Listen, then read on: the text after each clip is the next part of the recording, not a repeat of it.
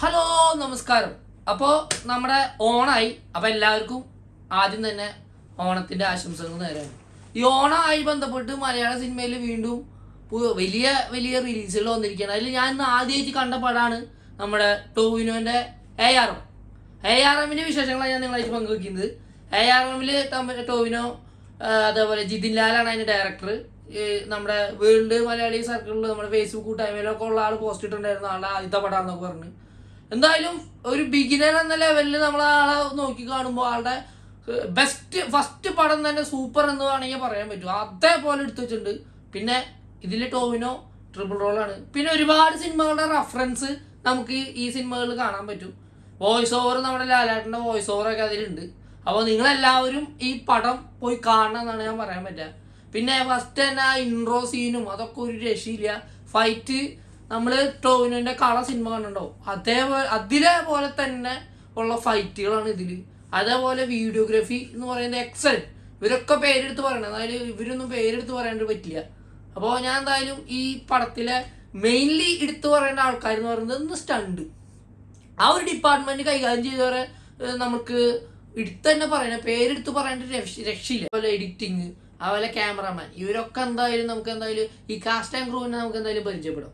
Direction Jithin Lal, Sujith നമ്പ്യാരാണ് അതിൻ്റെ തിരക്കഥ. പിന്നെ സ്ക്രീൻ പ്ലേ ദീപു പ്രദീപ്, പിന്നെ പ്രൊഡ്യൂസർ ലിസ്റ്റിൻ സ്റ്റീഫനാണ്. ഇതിൽ നമ്മുടെ എഡിറ്റിംഗ് ഷമീർ മുഹമ്മദാണ്. എഡിറ്റിംഗ് ഡിപ്പാർട്ട്മെന്റ് ടോപ്പ് ക്ലാസ് ആയിരുന്നു. ഇതിന് അതേപോലത്തെ ഒരു ഔട്ട്പുട്ടാണ് നമുക്ക് കിട്ടിയിരിക്കുന്നത്. എഡിറ്റിംഗ് ഡിപ്പാർട്ട്മെന്റ് പക്കയായിരുന്നു. അതേപോലെ തന്നെ ക്യാമറ ജോമോണ്ടി ജോണാണ് അതിൻ്റെ ക്യാമറാമാൻ. ക്യാമറ ഒരു രക്ഷയില്ല. അതായത് ഓരോരോ ഷോട്ടുകൾ അത് നമുക്ക് എന്താ പറയുക, മൊബൈലിൽ OTT വരെ ഒന്ന് കണ്ടുകഴിഞ്ഞാൽ നമുക്കത് കിട്ടില്ല. അത് തിയേറ്ററിൽ പോയി തന്നെ എക്സ്പീരിയൻസ് ചെയ്യണം. അതേപോലെ അണ്ടർ വാട്ടർ ഷൂട്ടൊക്കെ ഉണ്ട്, അതൊക്കെ രസമായിട്ട്. പിന്നെ ആർട്ട് ഡിപ്പാർട്ട്മെന്റ് എക്സലന്റ്.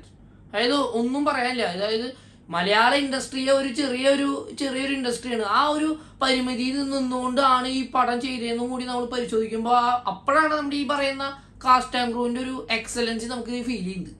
അത് നമുക്ക് ഇതിൽ കിട്ടി. പിന്നെ നമുക്ക് ഒരുപാട് മലയാള സിനിമകളിലൊക്കെ റെഫറൻസുകൾ നമുക്ക് കാണാൻ പറ്റിയിട്ടുണ്ട്. അതിപ്പോൾ ഏതൊക്കെയാണെന്ന് ഞാൻ പറഞ്ഞത് ശരിയാവില്ല, അത് നിങ്ങളെന്തായാലും തിയേറ്ററിൽ പോയി കാണണം. പിന്നെ ഫസ്റ്റത്തെ ഇൻട്രോ ഒക്കെ ഒരു രക്ഷയില്ല. ഇടയിൽ വെച്ച് ചെറിയൊരു ലാഗ് വരുന്നുണ്ട്. ടോവിനോ ഇതിൽ 3 കഥാപാത്രമായിട്ട് അഭിനയിക്കുന്നുണ്ട്. അതിൽ അവസാനത്തെ അരവിന്ദൻ എന്ന് പറയുന്ന ഒരു ക്യാരക്ടർ ഒരു ചില സമയങ്ങളിൽ ഒരു ലാഗ് ഫീൽ ചെയ്യുന്ന വെച്ചാലും അതിനെ മണിയൻ എന്ന് പറയുന്ന ഒരു ക്യാരക്ടർ വരുമ്പോൾ അതിനങ്ങോട്ട് ആ എന്താ പറയുക, ആ ലാഗ് നമ്മൾ പിടുത്ത് പറയില്ല, കാരണം അതിനങ്ങനെ കവർ ചെയ്തിട്ടുണ്ട്. പിന്നെ സ്റ്റൺസ് ഒരു രക്ഷയില്ല. അതായത് നമ്മുടെ ടോവിനോൻ്റെ കള സിനിമകളുണ്ട്, അതിൽ ഇതേപോലെ ആള് ചെയ്തിട്ടുണ്ട്. അതേപോലെ തന്നെ അതിനേക്കാൾ ഇപ്പുറത്ത് ഒരു രക്ഷയില്ല. പടം നമ്മൾ എന്തായാലും പോയി കാണണം. ഈ സ്റ്റണ്ടിൻ്റെ ആൾക്കാരെ ഞാൻ എന്തായാലും പേര് വായിക്കാം. സ്റ്റണ്ട് ഡിപ്പാർട്ട്മെന്റ് നമ്മൾ പേരെടുത്ത് തന്നെ പോകണം. കാരണം വെച്ചാൽ ഈ പടത്തിന്റെ സ്റ്റോറി ഞാൻ പറയാം ഒരു ഫെയറി ടൈൽ പോലത്തെ ഒരു സ്റ്റോറിയാണ്. ആ സ്റ്റോറീനെ നമ്മളിങ്ങനെ എന്താ പറയുക പിടിച്ചിരുത്തി എന്ന് പറയില്ലേ, അതിൽ സ്റ്റാർ പെർഫോമൻസ് കാഴ്ചവെച്ചാൽ ഫുൾ ടോവിനെയാണ്. പിന്നെ അതിൽ ജഗദീഷ് അത്യാവശ്യം നല്ല രീതിയിൽ ചെയ്തിട്ടുണ്ട്. പിന്നെ ഒരുപാട് കാസ്റ്റുകളുണ്ട്, എല്ലാവരുടെ കാസ്റ്റും ഞാനിപ്പോൾ പറയുന്നില്ല. പിന്നെ ബേസിലുണ്ട്. ഇവരൊക്കെ സിനിമയിലെ മുഴുനീളമായിട്ടുണ്ട്. ഇവരൊക്കെ അത്യാവശ്യം അവരെ പാട്ട് ഭംഗിയുണ്ട്. അതിൽ ടോവിനാണ് അത് ഫുള്ള്. 3 കഥാപാത്രമുണ്ട് ടോവിനിക്ക്. അതിൽ ഒന്ന് അരവിന്ദൻ അച്ഛനായിട്ട് മണി എന്ന് പറയും. പിന്നെ അതിന് മുന്നേ ഒരു ആളും കൂടി ഉണ്ട്, അപ്പോൾ കേളുമായിട്ട്, അതും ഒരു രക്ഷയില്ല. അപ്പോൾ ആ ഒരു രാജകൊട്ടാരത്തിൽ നടന്ന സംഭവമായി ബന്ധപ്പെട്ടിട്ട് ഒരു കഥയാണ് വരുന്നത്. അതിൻ്റെ തുടർച്ചയായി പിന്നീട് വരുന്ന സംഭവിക്കുന്ന കാര്യങ്ങളൊക്കെയാണ് അതിലത്. ഫുൾ കഥ പറഞ്ഞതിന് ശരിയാവില്ല, അത് നിങ്ങൾ തിയേറ്ററിൽ പോയി തന്നെ എക്സ്പീരിയൻസ് ചെയ്യണം. അതിപ്പോൾ അല്ലെങ്കിൽ അത് സ്പോയിലർ ആയിരിക്കും. ഈ ഒരു അങ്ങനെ നിൽക്കുന്ന ചെറിയ പ്ലോട്ടിന് അവർ വീഡിയോഗ്രാഫി ഒരു രക്ഷയില്ല. എഡിറ്റിങ് നമ്മൾ നേരത്തെ പറഞ്ഞല്ലോ, അതേപോലെയാണ് എക്സലന്റ് എന്ന് പറഞ്ഞാൽ എക്സലന്റ്. സ്റ്റണ്ട് ഡിപ്പാർട്ട്മെന്റ് കൈകാര്യം ചെയ്തവരെ ഫോട്ടോ ഒക്കെ ഞാൻ നെറ്റിൽ നോക്കി, പക്ഷെ എനിക്ക് കിട്ടിയില്ല. അത് കാരണം അവരെ വെക്കാണ്ട് ഈ സിനിമ നമുക്ക് അത്ര കണ്ട് നമുക്ക് പൂർത്തിയാക്കാൻ പറ്റില്ല. സ്റ്റണ്ട് പേരുള്ളത് PV ശിവകുമാർ ഗുരുക്കൾ, കളരി കോറിയോഗ്രാഫറാണ്. പിന്നെ വിക്രം മൂർ, അതേപോലെ ഫോണിക്സ് പ്രഭു. ഇവർ 3 പേരാണ് ഈ സ്റ്റണ്ട് ഡിപ്പാർട്ട്മെന്റ് കൈകാര്യം ചെയ്തത്. ഇവർ 3 പേരുടെയും കൂടി, അതായത് മലയാള സിനിമയിൽ ഇതുവരെ അങ്ങനത്തെ സ്റ്റണ്ട് കണ്ടാൽ നമ്മൾ പുലിമുരുകനൊക്കെ കണ്ടിട്ടുണ്ടോ, അത് മറ്റേ പീറ്റർ ഹെയ്ൻ വന്നിട്ട് അത് ആ ഒരു ലെവലിലേക്ക്, ഒരു ഇന്റർനാഷണൽ ലെവലിലേക്ക് സ്റ്റണ്ടിനെ ഇവിടെ മാറ്റിയിട്ടുണ്ട്. അങ്ങനെ നമുക്കൊരു ബോറ് ഫീൽ ചെയ്യില്ല. സ്റ്റണ്ടൊക്കെ പക്കയായിട്ടുണ്ട്.